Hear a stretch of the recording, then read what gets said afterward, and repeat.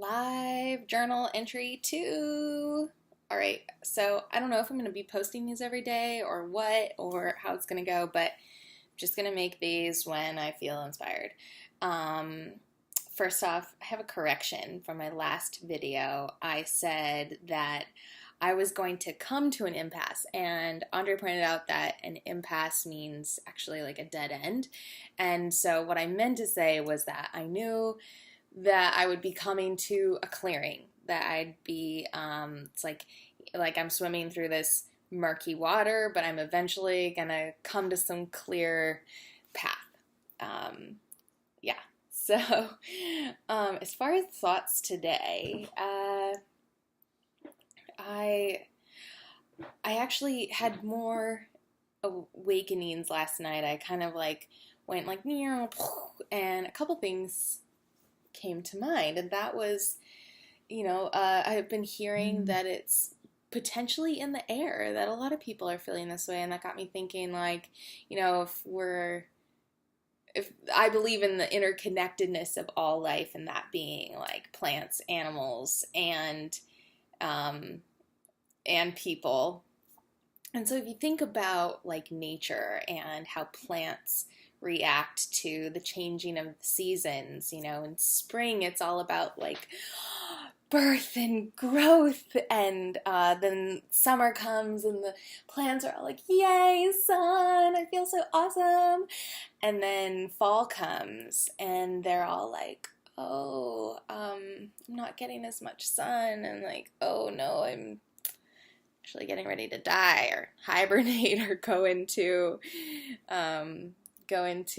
a little restoration period before spring emerges again. And so that just got me thinking that maybe kind of naturally throughout evolution, people have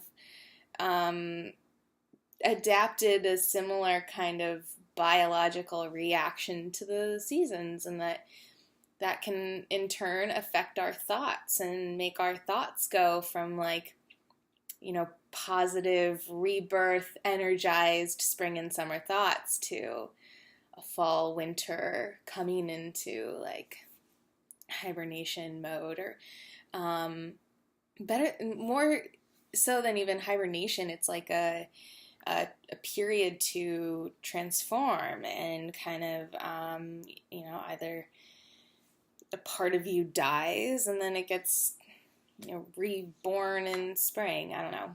So those are some of my thoughts.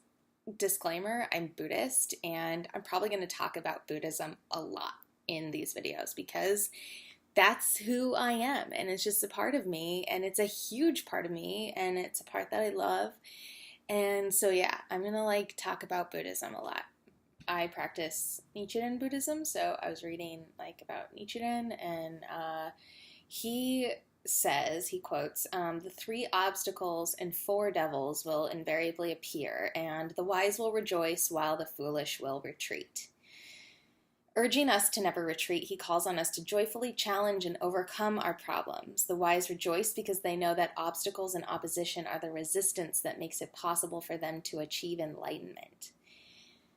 So that took my like darkness and confusedness and like wallow in pity and just kind of shook it up and was like, hey, this is a benefit. This is a chance for you to overcome something. This is a sign that you're actually moving forward and polishing your life. And what am I going to do? Am I going to retreat like the foolish do and just let the fears and anxiety consume me, or am I gonna rejoice and be like, yes, I received a struggle, I am on my way to enlightenment, so it's all in our perspective. So I was really able to transform my perspective last night in being able to identify